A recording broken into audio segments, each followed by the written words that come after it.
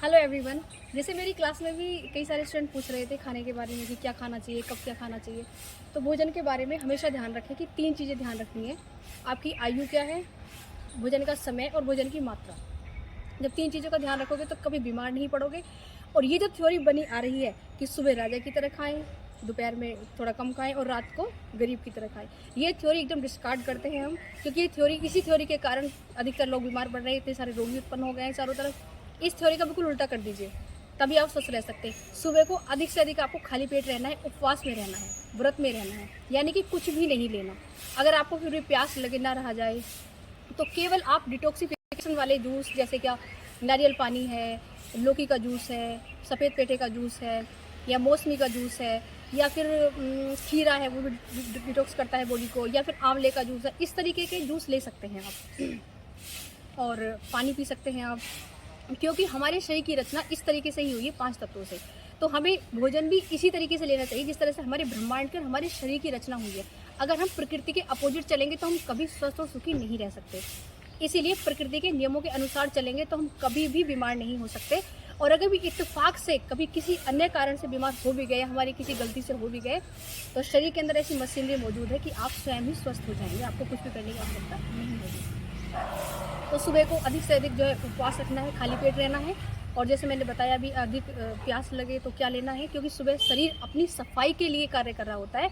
तो शरीर की आपको स्वयं सहायता करनी है उसको डिटॉक्सिफिकेशन के लिए, यानी कि क्लींजिंग के लिए, सफाई के लिए, ताकि जब अंदर जो जमा हुआ मल है वो जब साफ हो जाएगा तो जो भी आप भोजन लेंगे उसका अधिक से अधिक पाचन होगा, अधिक से अधिक तत्व और पोषक तत्व आपके शरीर को मिलेंगे और आपका शरीर मजबूत, बलवान और स्वस्थ बनेगा।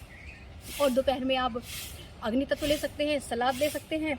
सलाद वायु तत्व होता है, वायु तत्व लेना होता है आकाश तत्व के बाद। वायु में आपके पत्ते आते हैं, और जिस तरह से नीम के पत्ते हैं, कड़ी पत्ता है, पालक का पत्ता है, या चौलाई का पत्ता है, ये इन सब पत्तों में से कोई भी पत्ता आप ले सकते हैं। उसके बाद आप सलाद में से मूली, गाजर, खीरा, टमाटर, अनियन या जो चुकंदर, ये सब चीज़ों को लें। और ड्राई फ्रूट खा सकते हैं दोपहर में। फ्रूट्स खाइए, जितने भी आपको मन करा फ्रूट्स खाइए। थोड़ी बहुत आप अंकुरित ले सकते हैं उसमें। 4 से 5 के बीच में जो भी आपका मन करे, जैसे बच्चे हैं वो थोड़ा स्नैक्स का मन करता है वो ले सकते हैं, अच्छे हेल्दी घर के बने हुए।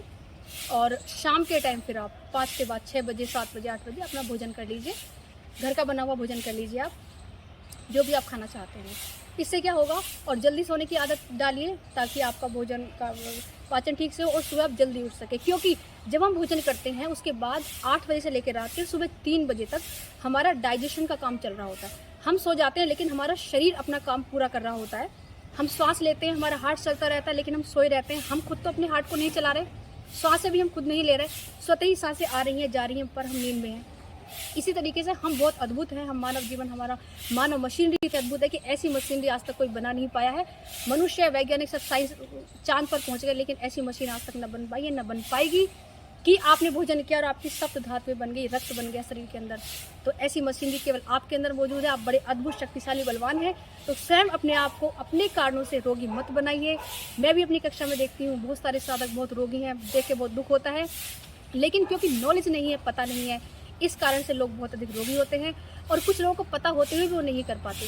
तो इसलिए आपको डिसाइड करना है ये कि आपको स्वस्थ रहना है कि अस्वस्थ रहना है। स्वस्थ रहना में ही आनंद है, क्योंकि स्वस्थ रहने के बाद अच्छे से आप योग कर सकते हो, आसन कर सकते हो, मानसिक और शारीरिक रूप से स्वस्थ रह सकते हो। और जब आप स्वस्थ रहते हो तो दैनिक जीवन के जितने भी कार्य हैं, चाहे आपका बिजनेस हो, चाहे आपकी सर्विस हो, चाहे नौकरी हो, चाहे घर परिवार हो, समाज हो, उसको आप अच्छे से कर पाते हो सब कार्य को। अगर आप स्वस्थ रहते हैं तो प्रसन्न रहते हो, स्वस्थ रहते हो, तो अपने सारे कार्य अच्छे से कर पाओगे, जीवन में और अधिक उन्नति करोगे। इसलिए स्वस्थ रहना बहुत आवश्यक है सभी को। तो हम, और रोग का केवल एक ही कारण होता है, रोग का कारण होता है शरीर के अंदर मल इकट्ठा हो जाना और उसका बाहर ना निकल पाना। जब आंतों के अंदर मल इकट्ठा होने लगता है, और आंतों के, जैसे मैंने दूसरी वीडियो में बता रखा आपको किस तरह से पाचन होता है, किस तरह से कूड़ा और वेस्ट एक जगह इकट्ठा होता है, तो उसको अगर वो बाहर ना निकले और इकट्ठा होना शुरू हो जाए एक जगह, तो जैसे एक कहावत है कि जहाँ गोबर वहाँ गैस, शरीर के अंदर गैसें बननी प्रारंभ हो जाती हैं। धीरे धीरे धीरे धीरे हम रोगी हो जाते हैं। तो ध्यान अवश्य रखना है कि शरीर की पूरी सफाई पर ध्यान दें। मन की सफाई कैसे होती है मैंने बताया है। आमाशय की सफाई होती है कुंजर क्रिया से, और नीचे जो आपका मलाशय है उसकी सफाई होती है एनिमा क्रिया से, बस्ती क्रिया से। तो इनका ध्यान रखें पूरा, और मन को ध्यान से बिल्कुल शांत और शुद्ध कर लें। धन्यवाद।